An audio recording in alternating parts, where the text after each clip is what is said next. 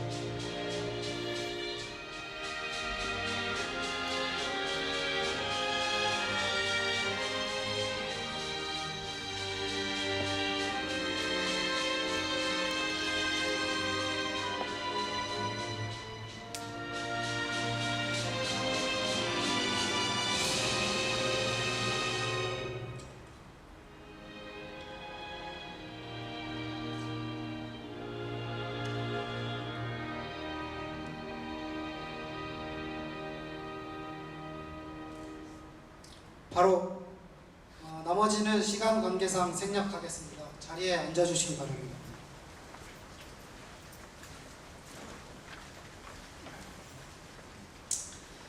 이어서 오늘 참석해 주신 주요 인사분들을 소개해 드리겠습니다. 동학농민혁명 기념재단 김대곤 이사장님께서 오셨습니다. 큰 박수 부탁드리겠습니다. 다음은 민인기 상주 부시장님께서 오셨습니다. 다음은 한국사연구회 신영우 회장님께서 오셨습니다. 다음은 상주 동학기념사업회 전 강효일 회장님께서 오셨습니다. 다음은 상주 동학기념사업회 박찬석 전 회장님께서 오셨습니다.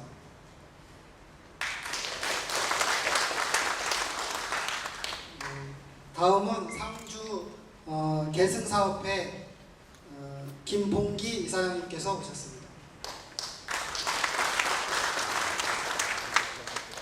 다음은 전국 동학농민혁명 유족회 김석태 이사장님께서 오셨습니다.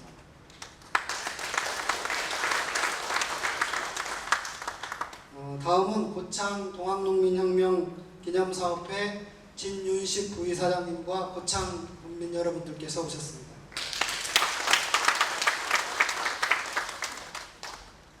다음은 새누리당 기획위원장이신 국회의원 김종태 의원님을 대신해서 임맹호 사무국장님께서 오셨습니다.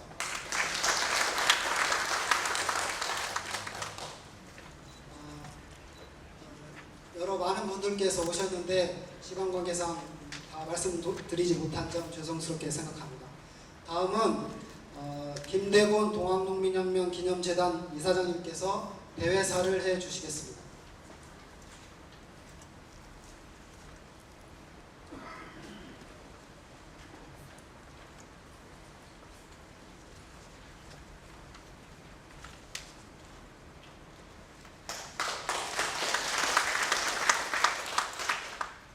박수 2번 받아서 죄송합니다. 올리니까 꽤 몰고 있는데 높은 자리에서 인사드릴 계제가 아닙니다만 장소가 그렇게 됐습니다.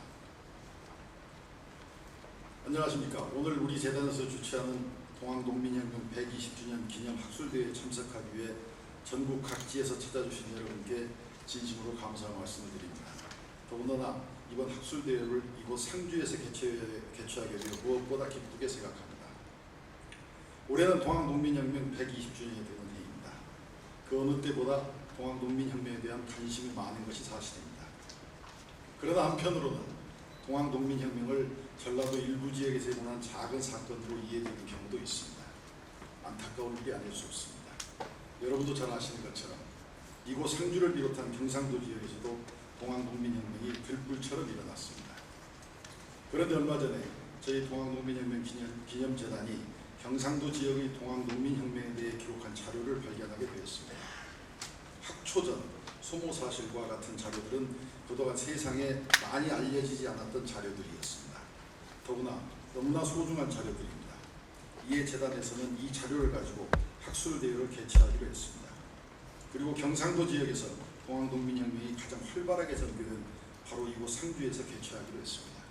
그래서 오늘 여러분과 만날 수 있게 됐습니다. 이번 학술대회를 통해 동학농민혁명이 우리나라 일부 지역에서 일어난 사건이 아니고 경상도를 포함한 전국적 사건임을 알려줄 수 있는 계기가 되었으면 합니다. 그리고 동학농민혁명 120주년을 맞이해서 새로운 자료가 발굴되어 동학농민혁명에 대한 연구가 더욱 활발해지기를 기원합니다. 이와 같은 작업을 학문적으로 뒷받침하기 위해 우리 재단은 국내 최고의 한국사 연구단체인 한국사연구회와 학술대회를 공동으로 개최하게 되었습니다. 신영우 한국사연구회 회장님과 관계자 여러분께 깊은 감사의 말씀을 드립니다. 그리고 오늘 학술대회를 위해 옥고를 내주신 발표자, 토론자 선생님 여러분들께도 심심한 감사의 말씀을 전하고 싶습니다. 여러분들이 애써주셨기에 오늘 학술대회가 이루어질 수 있었다고 생각합니다. 그리고 이 자리에 참석해 주신 민인기 상주 부시장님과 상주시 관계자 여러분들, 그리고 새롭게 출범한 상주 동학농민혁명 게스트 김중기 이사장님과 관계자 여러분들께도 감사를 드립니다. 또 상주 동학농민혁명 계승사업 오늘이 있기까지 고생을 많이 해주신 강유일 선생님을 비롯한 전임 회장님들과 회원 여러분들께도 감사의 말씀을 드립니다. 여러분들의 도움으로 이번 학술대회를 준비할 수 있었습니다. 동학농민혁명에 뜨거운 피를 흘린 지 어느 120년이 지났습니다. 사람답게 사는 세상, 모든 사람이 사람답게 사는 세상을 만들고자 했던 동학농민군의 숭고한 정신이 있었기에 오늘과 같은 민주시민사회를 건설할 수 있었습니다. 120년 전 가을, 그들은 비록 울궁치에서 물러날 수밖에 없었지만 이제는 자랑스러운 애국 애족혁명으로 우리의 가슴에 영원히 살아 숨쉴 수 있게 되었습니다. 그들의 피와 땀을 기억하면서 내년 이맘때는 덜 부끄러운 무속으로 이 자리에서 다시 뵙게 되기를 기원합니다. 감사합니다.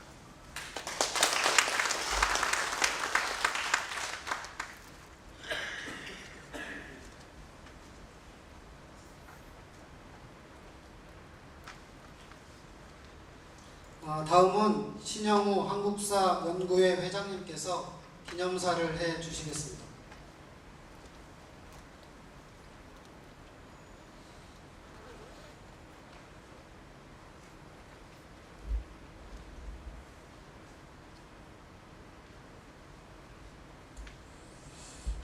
안녕하십니까. 상주에 와서 동학농민혁명 120주년 기념 학술대회를 하게 된 것을 아주 반갑게 생각합니다. 금년은 동학농민혁명, 청일전쟁, 갑오개혁의 120주년이 됩니다. 그래서 한국과 중국에서 국제학술대회가 크게 자주 열리고 있습니다. 그런데 올해는 특별히 동학농민혁명과 청일전쟁이 주제가 되고 있습니다. 대개의 경우 하나의 주제를 가지고 학술 발표를 하게 되는데 올해는 2개의 주제를 가지고 같이 그 여러 나라 학자들이 모여서 발표를 하고 토론을 하고 있습니다. 120년 전에 한국 사회가 어땠느냐. 올해 와서 이주갑이라고 해서 이에 대해서 많이 논의를 하고 있습니다. 상주는 그런 역사 흐름 속에서 어떤 위치에 있느냐, 매우 중요한 위치에 있습니다. 한국 근대사 자료 가운데서 상주에서 만든 그런 자료가 아주 중요한 문건으로 사용이 됩니다. 특히 신분제가 해제되는 그런 시기에 상주의 향리층이 갖고 있는 여러 가지 그런 문제 그리고 주장, 이것을 잘 정리해 쓴 책이 연조필이죠. 또 상주 목사로 왔던 민종렬이 상주 지역의 개혁을 했던 내용을 잘 정리한 상주 사례라고 하는 자료가 있습니다.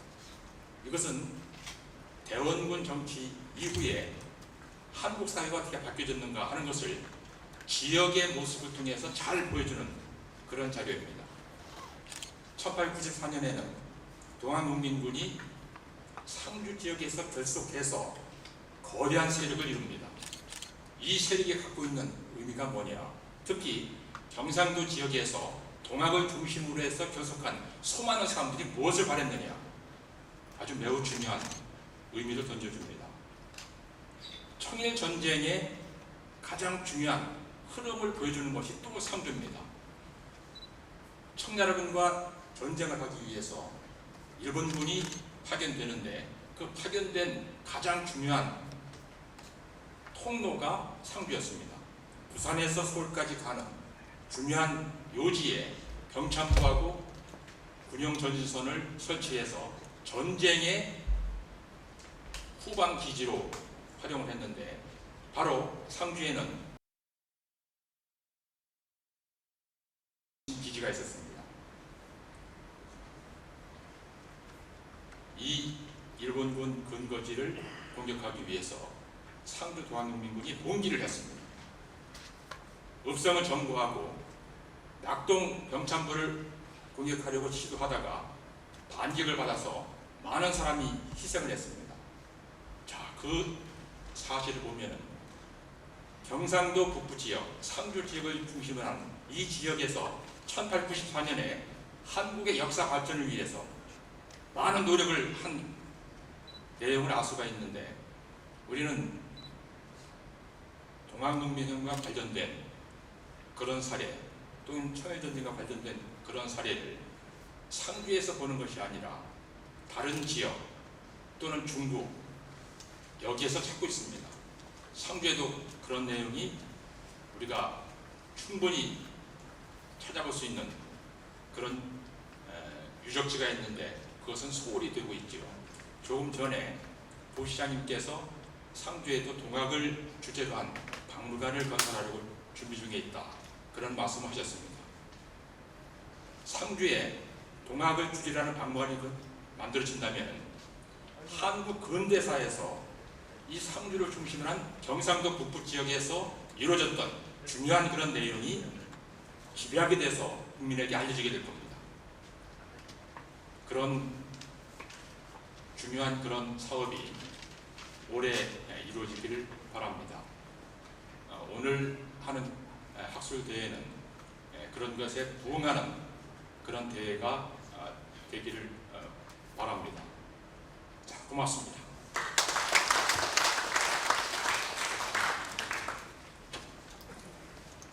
네, 다음은 민인기 상주 부시장님께서 축사를 해주시겠습니다.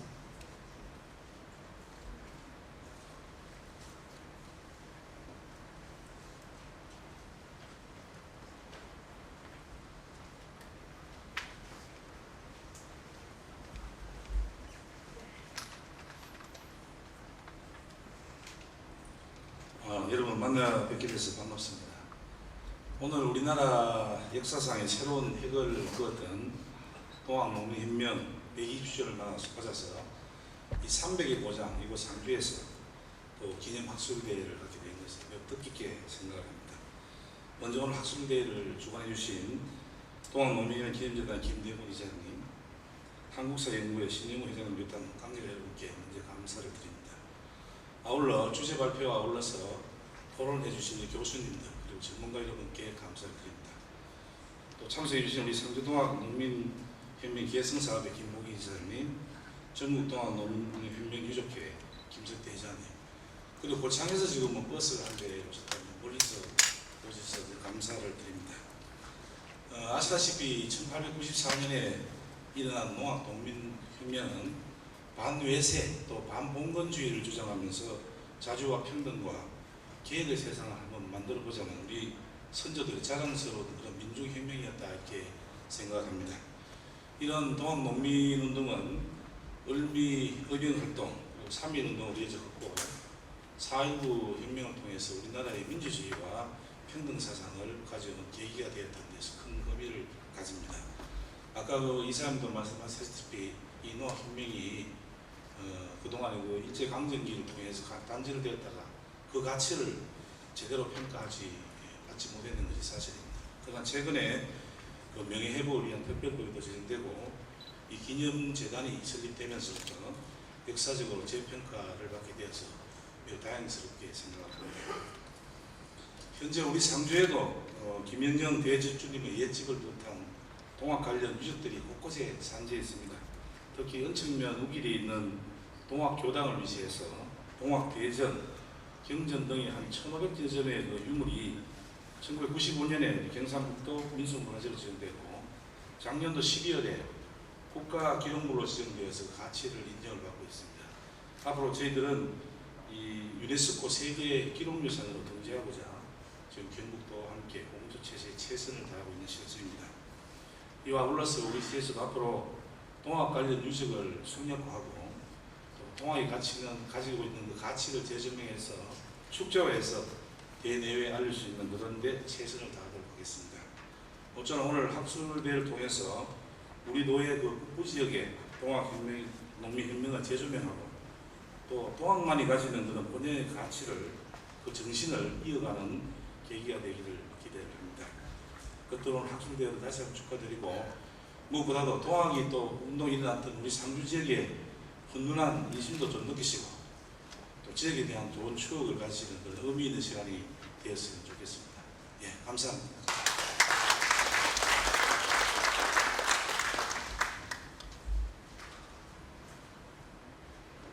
2004년에 동학농민혁명 특별법이 만들어지고 명예회복이 이루어졌습니다. 그래서 2010년에 저희 동학농민혁명 기념재단이 문화체육관광부 특수법인으로 설립이 되었습니다. 그래서 지금까지 기념사업을 전개해오고 있는데요. 저희가 2010년부터 매년 그 학술대회를 개최해왔습니다. 2010년에는 새로운 자료를 통해 본 동학농민혁명의 동아시아적 의미, 2011년에는 역사 교과서에 동학농민혁명 서술 어떻게 볼 것인가, 2012년에는 동학농민혁명과 태평천국 과거, 현재, 미래를 논하다, 2013년에는 1893년 동학농민혁명 전야를 밝히다 라는 주제로 개최하였습니다.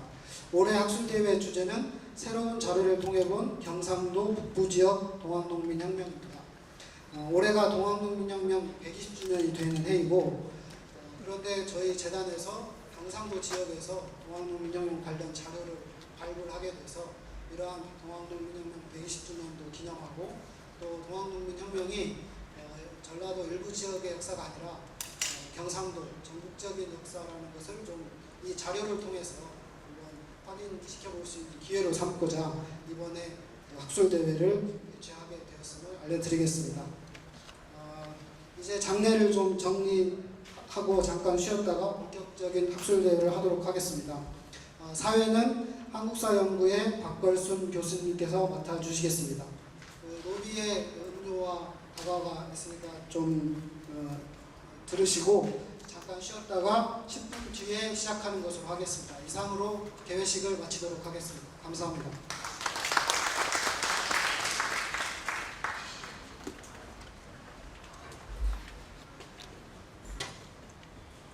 예, 안녕하십니까. 한국사연구회 총무위를 맡고 있는 충북대학교 박걸순입니다. 오늘 상주에서 이렇게 뜻깊은 학술 발표회에 진행을 맡게 돼서 대단히 의미 있게 생각을 합니다. 먼저 오늘 학술대회 일정을 간단히 소개 말씀을 좀 드리도록 하겠습니다. 오늘 총 4개의 주제 발표가 진행이 되는데 1부에서 2개 발표를 진행을 하고 잠시 휴식을 했다가 2부에서 2개 발표를 진행을 하겠습니다. 각각의 주제에 대해서는 약정 토론 선생님들이 지정이 되어 있지만 종합 토론으로 모아가지고 4시 40분부터 연세대학교 왕현정 교수의 진행으로 종합 토론 때 약정 토론과 또 일반 플로어에서도 질문을 좀 받도록 하겠습니다. 혹시 각각 개별 주제 발표가 진행되는 도중에 좀 질문 사항이 있으신 분들은 미리 메모를 하셨다가 나중에 종합 토론 때에 사회자에게 전달을 해주시면은 감사하겠습니다. 그 진행 일정상 각 주제 발표에 대해서는 25분씩 그 시간 배정을 해드릴 수밖에 없습니다. 그 주제에 따라서는 굉장히 그 원고 양이 많은 주제도 있는데 발표하시는 선생님들께서는 이 점을 좀 유념하셔서 시간을 지켜주시기 바랍니다. 자, 그러면은 먼저 제1주제로 학초전을 통해 살펴본 경상도 예천 지역의 동학농민혁명이라는 주제를 가지고 충북대학교 신영우 교수께서 발표를 하시겠습니다. 신영우 교수님은 다 잘 아시는 것처럼 동학에 대한 연구를 꾸준히 진행을 해오셨고 특히 이 경상도 지역에서 그 동학 문제를 최초로 제기하면서 동학의 어떤 그 연구의 외연을 넓힌 그런 분입니다. 자, 신영우 교수를 소개합니다.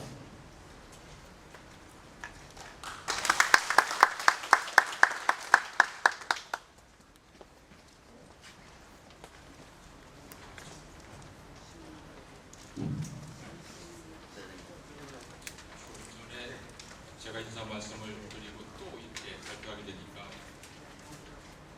속상하고 어색하기도 합니다. 오늘 발표는 여기 그 주제도 나와 있듯이 경상도의 북서부 지역이지요. 아마 이 지역에서는 그렇게 얘기를 안 하고 있습니다. 그런데 제가 처음 논문을 쓸 때 북서부 지역에서 예천, 상주, 김산, 예전에 현재는 김천이지요. 이 지역의 그 사례 연구를 했습니다.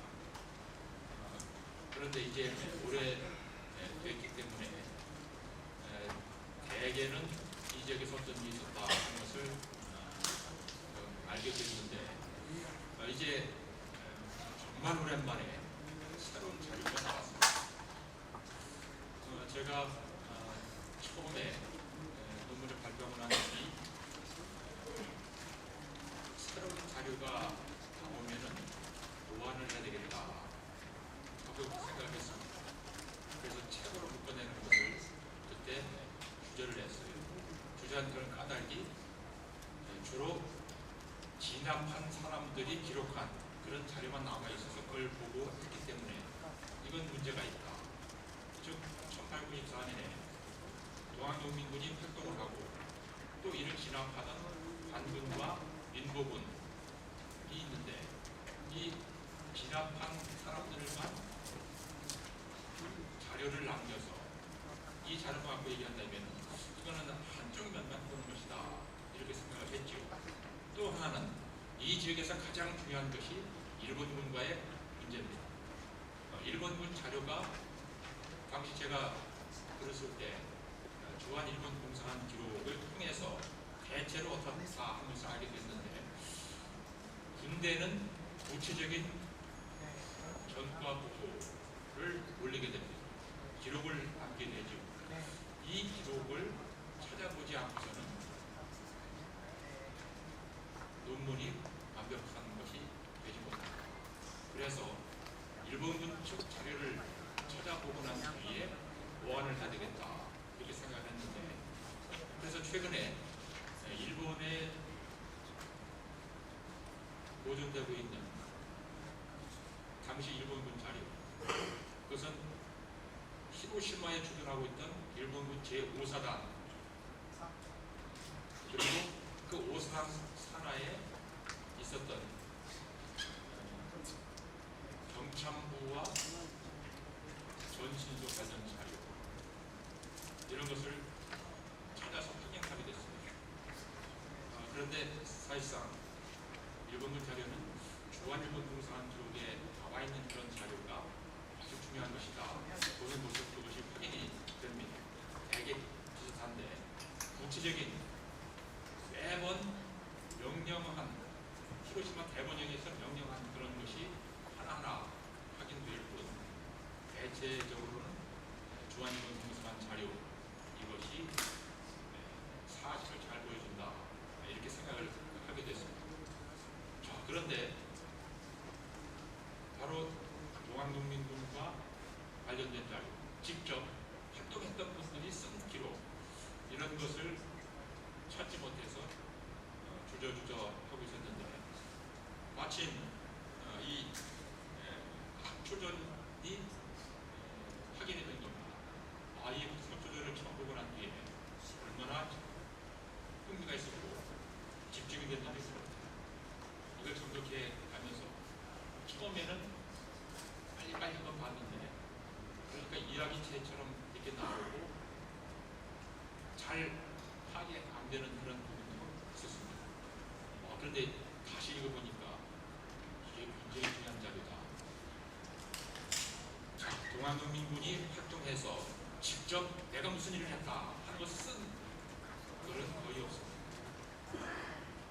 가장 중요한 그런 자료가 전봉준 장군이 체포되어서 신문 받을 때 신문한 내용을 기록하는 것입니다. 전봉준 공초라고 하죠. 그런데 그 전봉준 공초는 전봉준 장군이 직접 쓴 것이 아닙니다.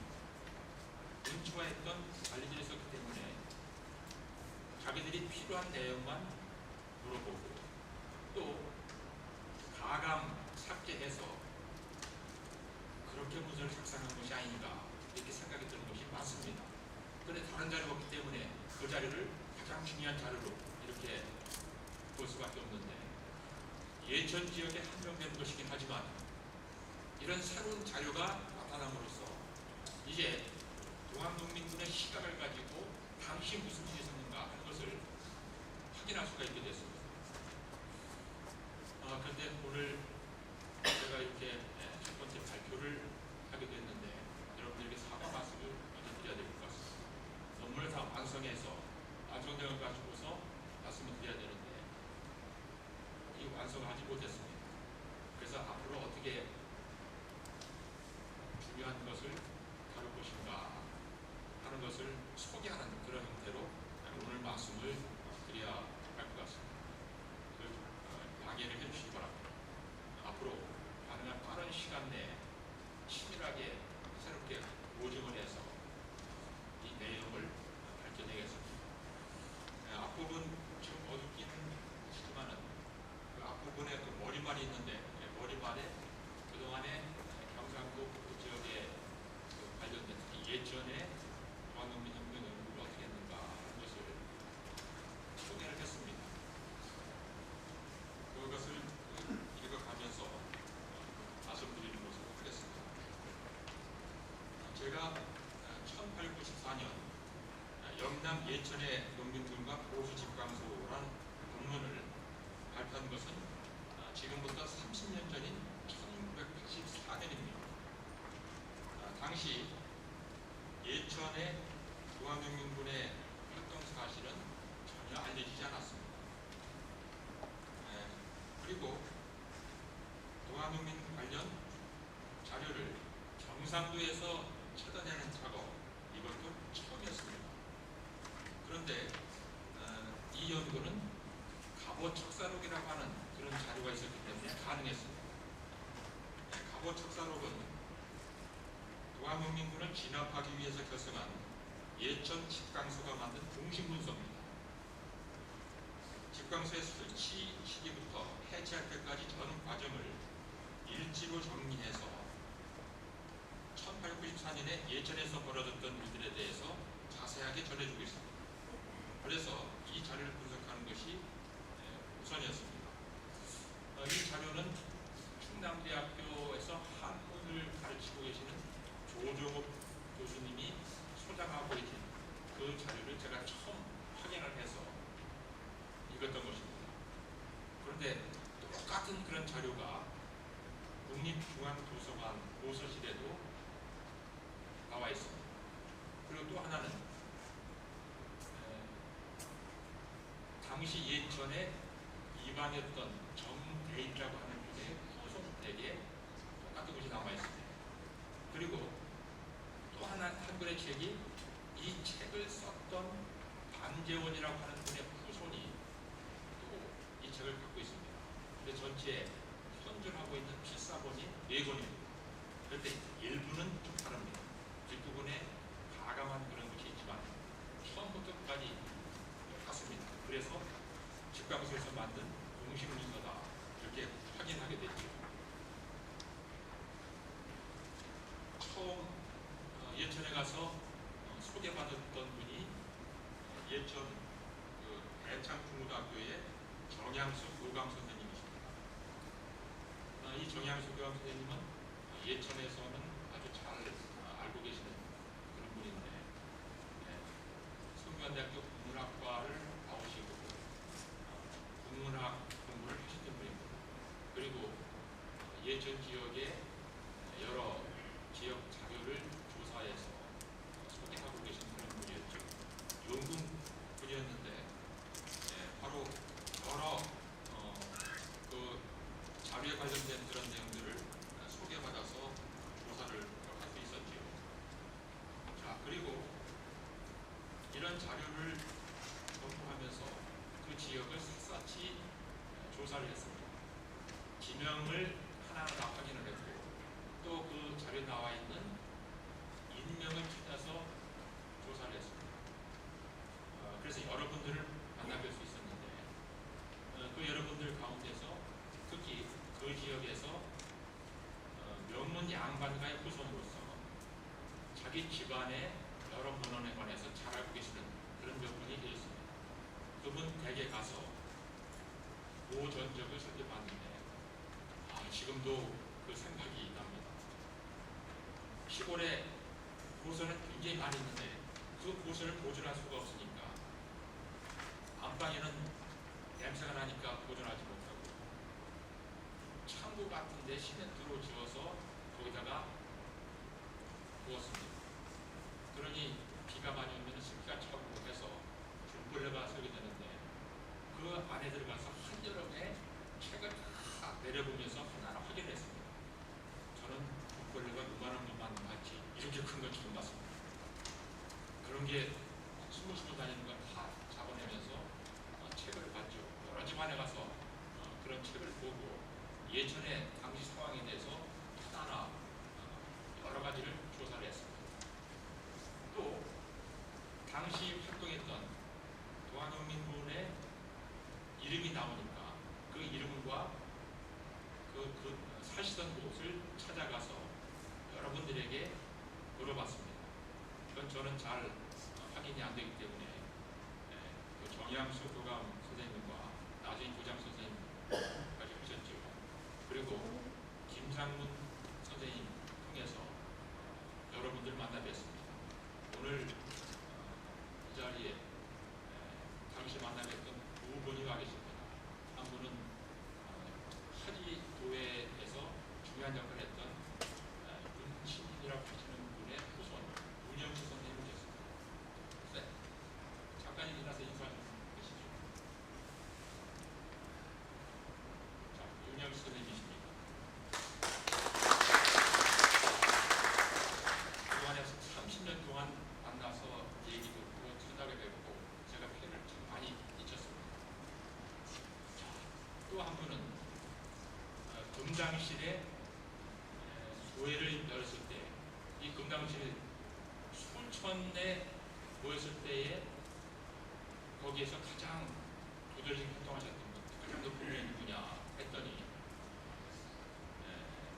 전시성을 가지고 있는 오량도감이다 하는 그런 그 신문할 때 내용이 나왔습니다.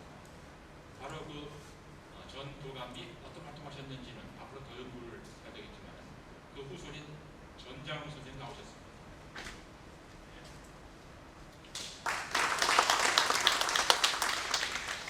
자, 그리고 바로 소야라고 하는 그 예천 동학의 근거지가 있는데 그 근거지 가장 인근에서 활동을 하셨던 그 분들이 여러 분 계시는데 제가 어떻게 그 소개를 드려야 될지 모르겠는데 어떤 여러 사연이 있습니다. 특히 예천 읍내를 공격할 때 참여하셨던 분, 그래서 거기서 돌아가셨던 분의 후손인 최영민 선생님 나오셨습니다.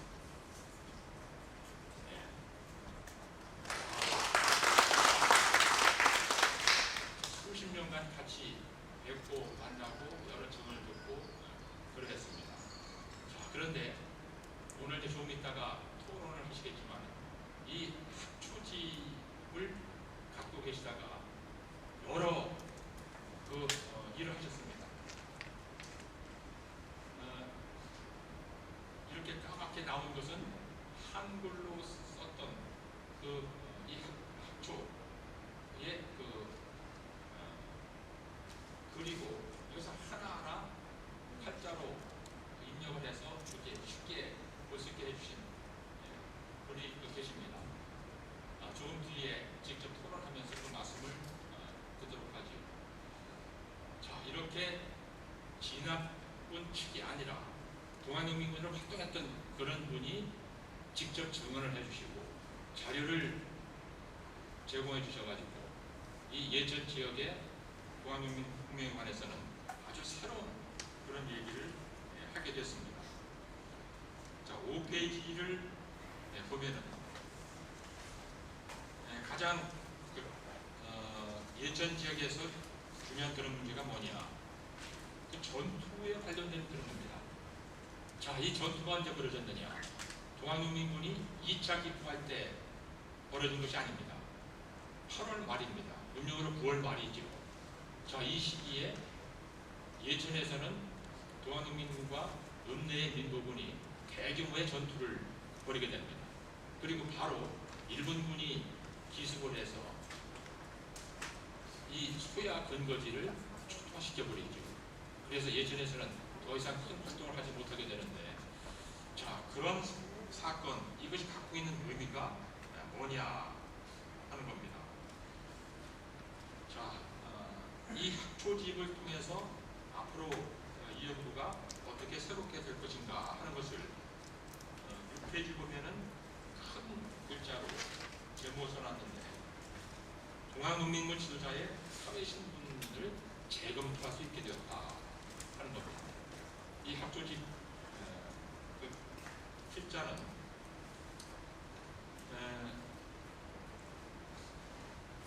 집안에 관해서 소개를 해놨습니다. 그 집안에 관련된 그런 내용을 보면은 동학농민군은 가난하고 또 하천민이 참여해서 그런 개념 가지고서 봤던 것을 이것은 아니다.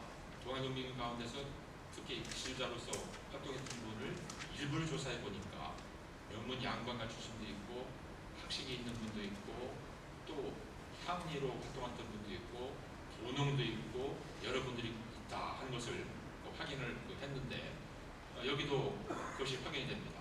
즉 1894년에 있었던 이 사건은 각 지역 9년 단위만 하더라도 수천 명씩 활동했기 때문에 어떤 특정한 계급이라든가 계층만 가지고서 활동한 그런 것을 보기는 어렵다 하는 것이 이런 자료를 통해서 확인이 되는 것이죠. 자, 그 다음 7페이지 아래는 1894년 여름 예천의 동학농민군 군과 향촌 사정 어떤 일이 벌어졌는가?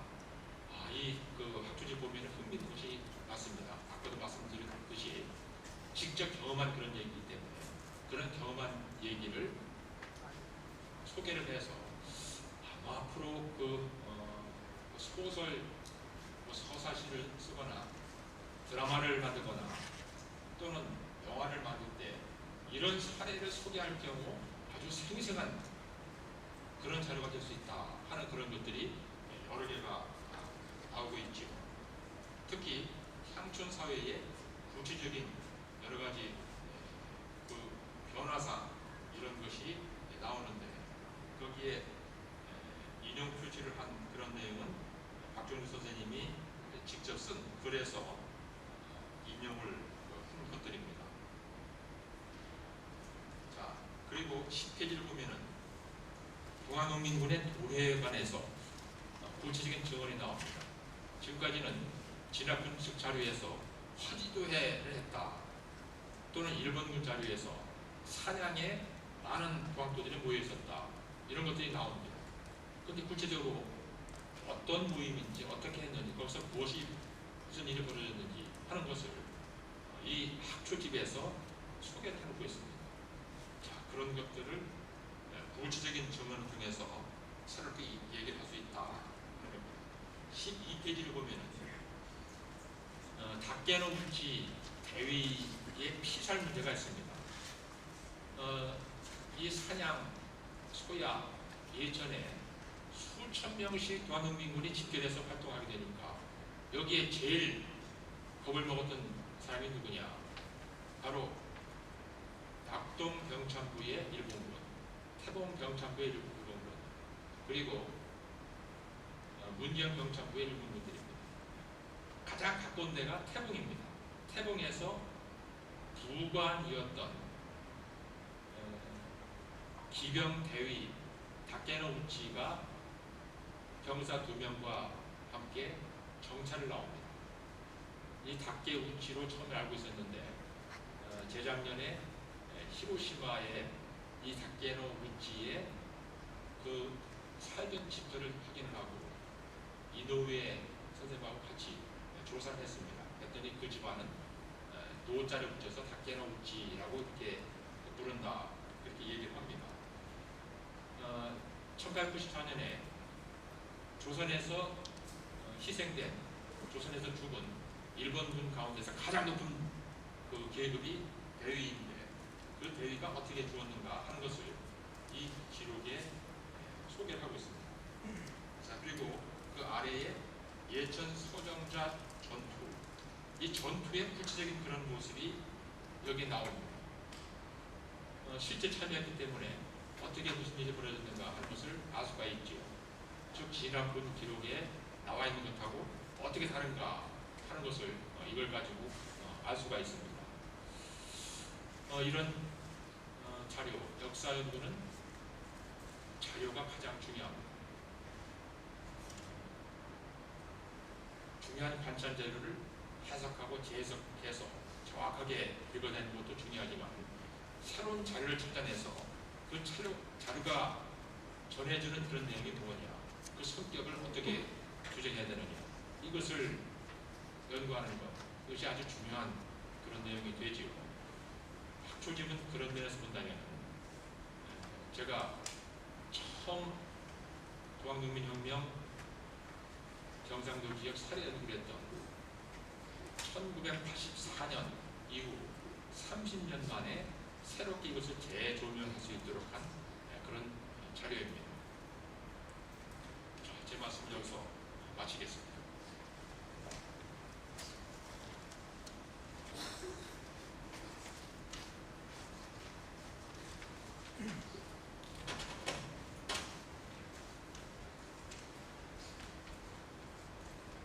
예, 감사합니다.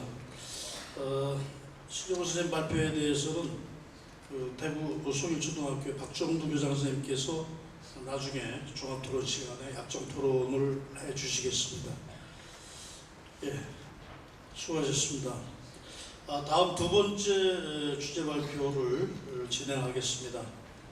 두 번째 주제는 소모 사실과 경상도 상주 김천 지역의 동학농민혁명이라는 주제를 가지고 동학농민혁명기념재단 연구조사부장인 이병규 선생님께서 발표를 해주겠습니다. 이병규 선생님께서는 동학농민혁명기념재단의 자료의 수집과 발굴 그리고 전시 이런 등등의 업무를 총괄하고 또 동학에 관한 많은 연구 업적을 발표하고 계십니다. 자, 이병규 선생님 발표 시작하시죠. 예, 동학농민혁명기념재단의 연구조사부장 이병규입니다. 내용은 소모 사실과 상주 김천 지역의 동학농민혁명입니다. 그러니까 사회를 보면서 좀 말씀을 드렸는데 이제 올해 120주년이 되어서 동학농민혁명을 기념하는 여러 가지 방식이 있는데 이 경상도 지역에서 자료들이 새롭게 발굴된 그리고 중요한 자료들이 있어서 그것을 가지고 경상도 지역에서 학술대회를 하게 된다면 동학농민혁명에 대한 연구라든지 아니면 동학농민혁명에 대한 인식의 어떤 확산 이런 것을 가져왔으면 좋겠다 하는 차원에서 이제 학술대회를 기획했습니다. 오늘을 기점으로 해서 앞으로 이 경상도 지역에서도 동학농민에 대한 관심을 좀 많이 가졌으면 좋겠다 하는 바람입니다.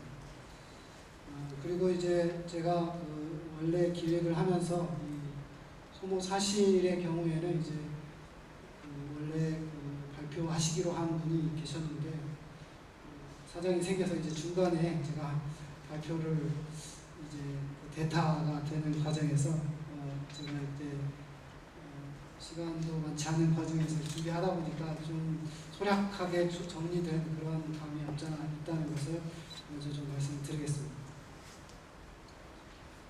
소모 사실의 경우에는 이제 김천, 그러니까 김산의 소모용에서 발굴된 내용인데요. 오늘은 이제 그 내용을 주제로 해서 상주 지역의 동학농민혁명과 그리고 소모 사실을 통한 내용을 통해서 소모혁명 활동 내용 그리고 김천 지역의 동학농민혁명에 관한 그런 내용들을 살펴보도록 하겠습니다. 발표는 이제 발표 자료집에 있는 내용을 가지고 말씀드리겠습니다. 우선 22쪽에 있는 상주의 동학농민혁명을 먼저 살펴보고 그리고 이제 김산 소모용과 소모 사실 등 소모 사실과 관련된 그런 내용을 말씀드리겠습니다. 상주는 22쪽을 보겠습니다. 상주는 경상도 북부 지역에서 가장 왕성하게 동학농민군의 활동이 있었던 곳입니다. 1860년대 이후에 동학의 2세 교조 최시영의 활동 거점이었던 경상도 서구 고지대를 본거지로 하여 세력을 크게 증대시킨 과정에서 상주의 동학 교세가 크게 증가하였던 것입니다. 1894년 여름에서 가을 동안 상주 읍성을 제외한 연희 지역 일대를 실제 장악하고 있었습니다. 동학농민군이 장악하고 있던 지역에서는 종래 신분 질서와 경제 관행이 무너졌으며 오랫동안 지나친 토호 행위로 국민들 사이의 운성이 대상이 된 관초는 철저히 보복을 당했습니다. 1894년 9월 말 북적의 영향하에 있었던 상주 동학농민군은 최시영 기포령의 즉각 호응해서 척외의 기치 아래 무장 봉기하여 읍성을 점령하고 관아의 무기를 탈취하여 무장을 강화하였습니다. 그러나 동학농민군의 읍성 정보는 불과 며칠 만에 그치게 되었습니다. 교총의 요지인 상주를 동학농민군이 점령하는 것을 우려한 악동의 일본군 동참부에서 병력을 보내 공격하였고 이를 동학농민군이 막아내지 못하였습니다. 이후 상주 읍성은 피신지에서 돌아온 항위층이 장악하였으며 예천을 따라서 보수 직강소, 그러니까 동학군이 아니라 보수 유생들이 만든 보수 직강소를 설치하고 민보군을 조직하여 읍성을 장악하였습니다. 11월에 들어서는 조선 정부의 동학농민군 진압이 구체화돼서 상주의 거대 거족 대가 중 일원인 진양정 씨의 종손 전승지 정의육이 상주 소모사로 그러니까 임시 토벌 책임자로 이렇게 임명이 되었습니다. 이후에 조선 정부의 직접적인 법권력에 의해 민보군이 보수집강소를 중심으로 조직되어 본격적인 동학농민군을 진압하기 시작하였습니다. 상주 소모용은 영남 북서부 15개 읍인 상주, 함창, 문경, 의성, 예천, 예안, 안동, 풍기, 봉화, 순흥, 영천, 청송, 진모, 영양을 관할하여 동학농민군 진압을 통할하였는데 이때는 영남 북서부에서 상주, 김산 이외의 동학농민군은 활동을 거의 하지 못하였던 시기입니다. 상주 소모영은 보은, 천산, 영동 일대까지 진출하여 동학농민군을 토벌에 공을 세우기도 합니다. 그리고 공주 우금치에서 패하고 전라도 임실까지 밀려났다가 북상한 북정 농민군을 청주 병영과 남영병 및 우동군과 함께 보은 북실에서 공격하여 더 이상 북정 농민군이 활발하게 활동할 수 없게 만들었습니다. 여기에 상주 소모용, 김석주, 유격장 등 상주 소모용의 역할이 매우 컸습니다. 상주는 고려로부터 사람들이 살기 좋은 고장이었습니다. 경작지가 넓고 비옥하여 교통의 요지로서 수로와 육로가 모두 가능한 지리적 조건을 가지고 있었습니다. 그런데 19세기 조세 수치체제 논란이 심해진 상황에서 특히 상주에서 수탈의 강도가 심화했던 것으로 보여집니다. 이러한 상황은 상주에서 동학교도의 급속한 확산이라는 결과를 가져왔습니다. 이러한 기본적 조건은 전라도 고부와 비슷한 양상을 보이기도 합니다. 고부는 서부 평야와 동부 산간 지역에 만든 접점으로서 물산이 풍부하고 생산 환경이 매우 좋은 조건을 가지고 있었습니다. 그리고 고부 역시 아주 오래전부터 사람들이 살았던 공간이었습니다. 이른바 고부에서 동학농민혁명이 발달된 것은 바로 이러한 기본적 조건 속에서 고부민들이 느끼는 상대적 박탈감이 그 무엇보다도 크게 작용한 것이 아닌가 싶습니다. 이렇게 볼 때 상주 지역에서 동학농민군의 활동이 활발하게 전개된 것은 고부와 비슷한 조건을 상주가 가지고 있었기 때문이라고도 생각됩니다. 물론 그 이후의 과정은 고부와는 사뭇 다르게 전개되고 있습니다. 상주라는 지역사회에서 다양한 세력들이 상존하고 있고 그들이 각각의 상황에서 취하는 입장과 태도는 여러 가지 형태로 나타나고 있습니다. 동학농민군의 가담한 세력이 득세하였다가 일본 병참부의 등장으로 악화되자 이때 항일 세력이 등장하고 여기에 조선 정부가 거족 대가의 일원을 소모사로 임명한 데 따라 보수 지배층이 그들의 결속력을 크게 강화시켜 상주를 장악하였던 것입니다. 이렇게 강화된 상주의 보수 지배층은 이를 바탕으로 해서 인근까지 진출하여 동학농민 토벌에 나서게 되었던 것입니다. 상주 예에서 통해서 볼 때 앞으로의 동학농민연구는 1894년이라는 시간의 공통점을 바탕으로 각 지역이 처한 특수한 상황을 면밀하게 검토하고 그것이 어떻게 동학농민혁명의 사건과 매개되어 나타나는지 살펴봐야 할 것으로 생각됩니다. 다음은 이제 김산 소모영과 소모 사실에 관한 내용을 말씀드리겠습니다. 1894년 11월 공주 우금치에서 패한 동학농민군은 남하하면서 논산 황화대 전투를 거쳐 김제 원평 전투에서 패하고 다시 체인 전투에서 패한 뒤에 전봉주는 해산을 선언했습니다. 한편 손병희가 지휘한 북적 농민군은 태인 전투 이후 장성 갈제를 넘어 순창을 거쳐 임실에 들어갔습니다.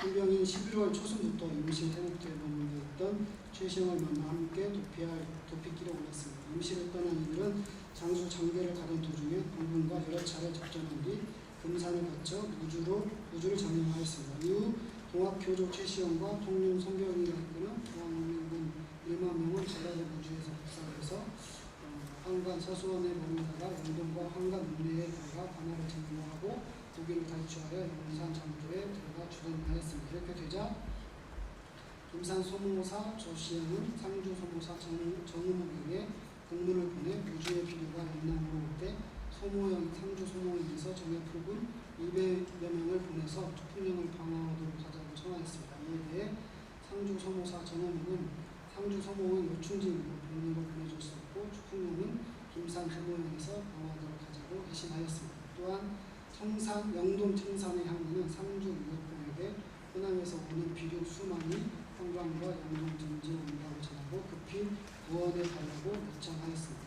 결국 최시영과 손병희가 이끄는 동학농민군은 충청 병영에서 파견한 진남병영, 박정민이 이끄는 우천연복을 그리고 김석중이 지휘하는 상주 소모의 유격군과 영동 용산시에서 전투를 벌였습니다. 최시영과 손병희는 이후 보은 북지로 향했습니다. 그런데 이처럼 보은 북적 농민군이 북상을 시도하자 특히 경상도 북부 지역에서는 이들 국적 의무군들이 경상도 북부 지역 내륙으로 들어오지 않을까 하여 많은 걱정을 하고 있었습니다. 이에 대해 조선 정부에서 대비하는 모습을 보이고 있습니다. 대초 조론에 따르면 김사는 양남의 유충지이므로 지금과 같은 때에 반어를 소홀히 할 수 없습니다. 전승지 조시영을 소모사로 차하고 김상 군수 박준빈을 조방장으로 임명하여 그들로 하여금 나누어서 방언으로 가십시오. 조시영은 전에 흥양 현감으로 제임시의 권한을 빌어 고기를 분실한 일로 현재 잡혀 신문 주인이 특별히 용서하는 것이 어떻겠습니까?